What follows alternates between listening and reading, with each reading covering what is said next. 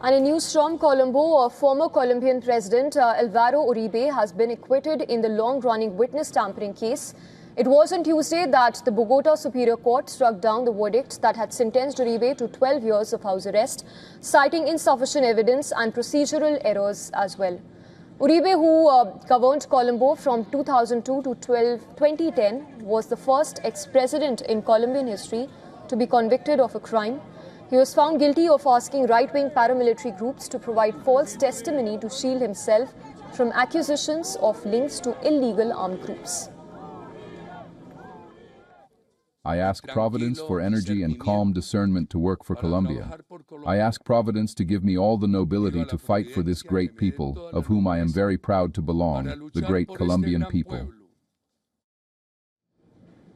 U.S. Secretary of State Marco Rubio, who had earlier slammed Uribe's conviction as the weaponization of Colombia's judicial branch by radical judges, welcomed the court's reversal, calling it a triumph for justice.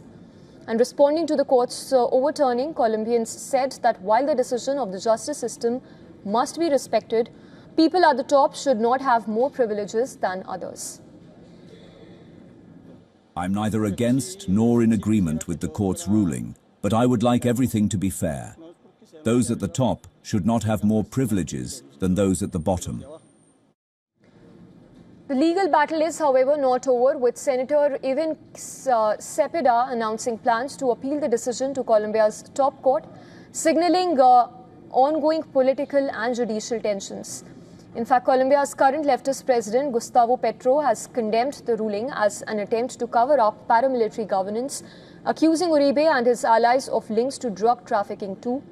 It was in an interview that Petro also rejected U.S. accusations that Colombia is a drug leader and accused President Trump of violating international agreements and acting as a king in Latin America.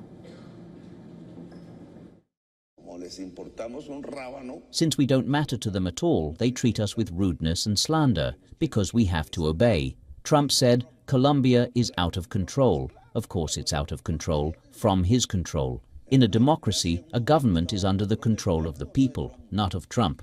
He is not a king in Colombia. We don't accept kings here, period. He can talk to me, but as equals, between true Republicans, and there's no problem.